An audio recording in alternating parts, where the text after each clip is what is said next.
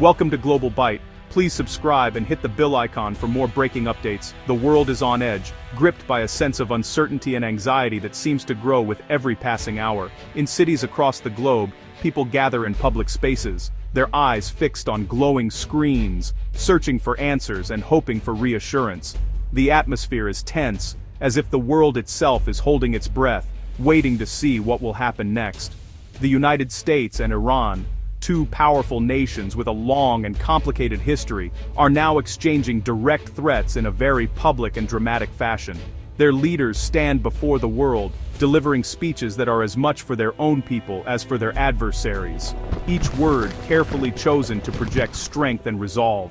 The tension is palpable not just in the halls of power, but on the trading floors of global stock exchanges and in the everyday lives of people living in the Middle East.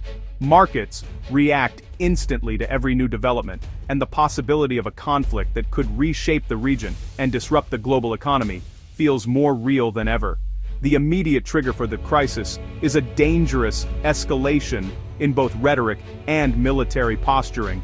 Politicians make aggressive gestures at press conferences, while military convoys move under the cover of dusk and warships prepare for possible confrontation. Both sides are deploying military assets to strategic locations, issuing uncompromising warnings that leave little room for negotiation. Fighter jets roar into the sky, naval fleets cut through the waves, and soldiers ready their equipment, all in a show of force meant to deter the other side from making the first move. At the very heart of this crisis lies the Persian Gulf, a region that has long been a flashpoint for international tensions. Its strategic importance cannot be overstated, as it serves as a critical crossroads for global energy supplies and international trade. The Strait of Hormuz, a narrow waterway through which nearly a third of the world's oil passes, now faces the real risk of closure. Oil tankers navigate these treacherous waters under the constant threat of attack or blockade, and the world watches nervously, aware that any disruption here could have catastrophic consequences. Any disruption in the flow of oil through the strait would send energy prices soaring overnight, affecting everything from the cost of filling a car to the price of goods on store shelves. The ripple effects would be felt in every corner of the globe, from major financial centers to small rural communities. The threat to economic stability is not just theoretical, it is immediate and deeply personal for millions of people. Business leaders, investors, and ordinary citizens alike are glued to the news, worried about what tomorrow might bring. This is more than a regional standoff. It is a crisis with the potential to ignite conflict far beyond the Middle East, drawing in nations from around the world, and testing the strength of international alliances. The interconnected nature of our world means that a single flashpoint can disrupt global trade, travel, and communication. Cargo ships, airlines, and businesses everywhere are bracing for the impact of decisions made thousands of miles away. In capitals across the globe, world leaders are holding emergency meetings, diplomats are engaged in intense negotiations, and international organizations are scrambling to prevent the situation from spiraling out of control. The choices made in these critical moments will have far-reaching consequences for international security and the future of global cooperation. For ordinary people, the crisis is not just a headline, it is a source of fear and uncertainty that touches their daily lives. Families gather around televisions, hoping for good news, while communities everywhere brace for the unknown. To truly understand the magnitude of this crisis, we must look back at the long and often turbulent history between the United States and Iran. Decades of mistrust, rivalry, and missed opportunities have brought us to this precarious moment. Only by unraveling the complex web of history, ambition, and unresolved grievances can we begin to grasp how the world arrived at the edge, and what it might take to step back from the brink.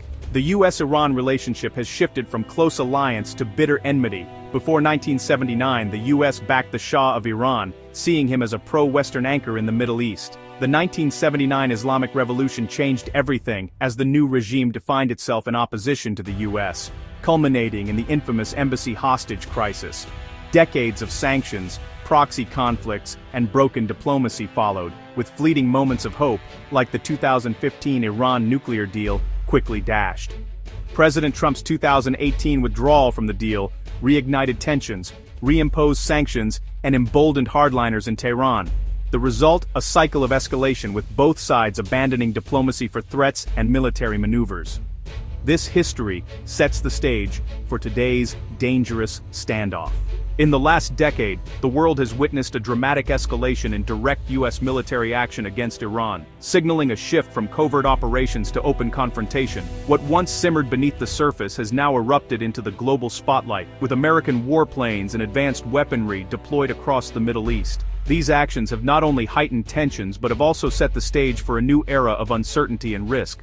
The stakes have risen to levels not seen in decades, as military leaders and analysts warn of the potential for rapid escalation and unintended consequences.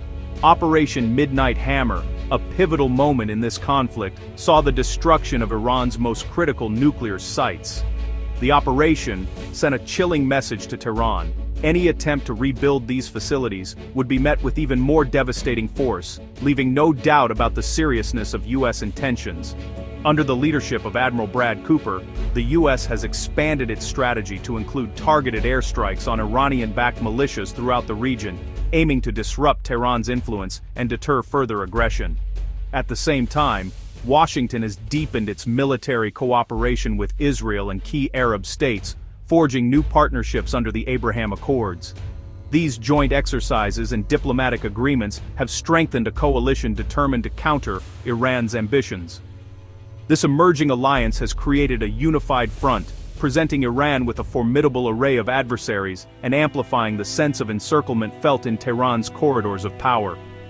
For Iran, the growing military presence on its borders and the constant threat of airstrikes have intensified a feeling of vulnerability and isolation, fueling nationalist rhetoric and military posturing.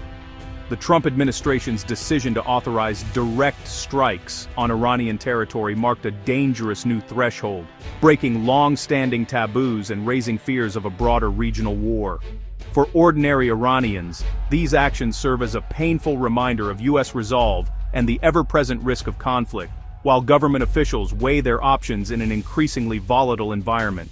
The world watches as military analysts debate the next moves, border patrols remain on high alert, and the specter of further escalation looms large over the region. The memory of these high-stakes operations now shapes every decision, every maneuver, and every moment in this ongoing crisis, reminding all sides that the precedent for conflict has already been set.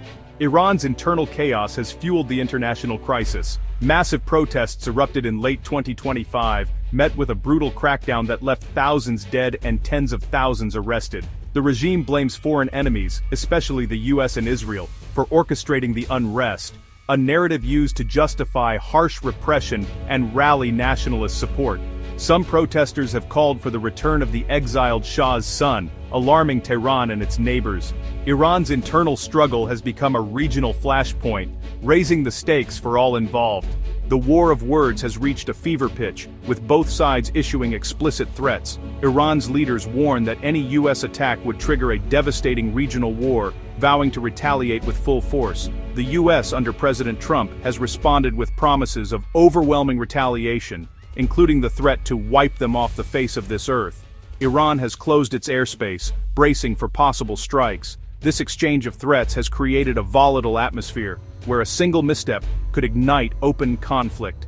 Both sides are using strategic ambiguity to keep their adversary guessing and their allies reassured. The world watches, waiting for the next move. In recent weeks, the United States has rapidly moved a formidable array of military assets into the region, sending a clear message of both deterrence and readiness for potential conflict. Convoys of armored vehicles snake through the desert, while warships cut through ocean power.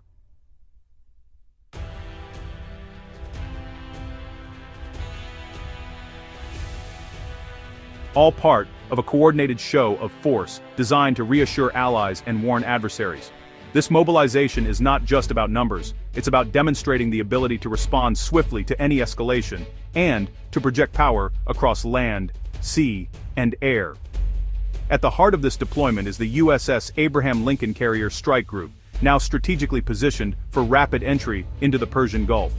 This floating fortress is accompanied by a fleet of advanced warships, each bristling with the latest air and missile defense systems. Together, they form a shield capable of intercepting threats from the air, sea, or even land-based missiles, ensuring that U.S. forces maintain a technological edge in any confrontation.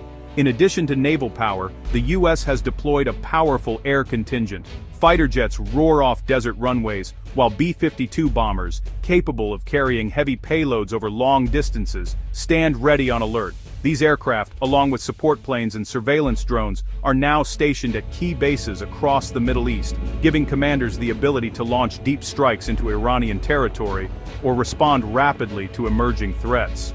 Overseeing these complex preparations is Admiral Brad Cooper, a seasoned leader at the helm of U.S. naval operations in the region.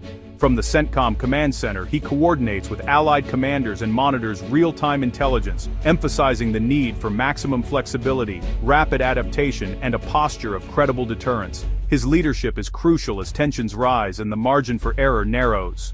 Among the options being weighed is the possibility of a naval blockade targeting Iranian oil exports.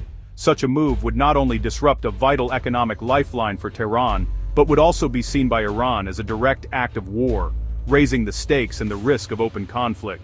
U.S. Navy ships now patrol the busy sea lanes, their presence a constant reminder of the power and reach of American military might. This unprecedented buildup has brought U.S. and Iranian forces into dangerously close proximity. In these tense waters, a single miscalculation or misunderstanding could spark a clash with far-reaching consequences. The risk of accidental encounters or deliberate provocations has never been higher, and both sides are on high alert, watching each other's every move. The military chessboard is set, with every move carefully calculated and every piece in play. As the world watches, the stakes could not be higher. One wrong move could tip the balance from tense standoff to open conflict, changing the course of history in the region. In a surprising twist, regional powers like Saudi Arabia and Turkey have rallied to support Iran's regime, not out of friendship, but out of fear of chaos. These nations, joined by Qatar and Oman, believe that the collapse of the Islamic Republic would unleash instability across the region. Saudi Arabia and Turkey now prefer a weakened but intact Iran to the unpredictable alternatives. This new bloc is lobbying the US for restraint, warning that war would threaten their own security and economic interests. Meanwhile, countries like Israel and the UAE push for regime change, exposing deep divisions in the region. The traditional Sunni-Shia rivalry has been replaced, for now, by a shared desire for stability over upheaval. A US-Iran war would have catastrophic global consequences. The Strait of Hormuz is the world's oil choke point. Any conflict here would send energy prices soaring and trigger a global recession. Shipping, supply chains, and air travel would be thrown into chaos, with insurance costs skyrocketing and trade grinding to a halt. Countries dependent on energy imports would face shortages and economic turmoil. The human toll would be immense mass casualties, a refugee crisis, and humanitarian disasters across the region. Politically, a war could shatter alliances, deepen global divides, and undermine international law. The world would become more fractured, unstable, and dangerous. The next days are critical. Will diplomacy prevail, or will war erupt? Watch for shifts in rhetoric from Washington and Tehran. Any softening could signal hope for de-escalation.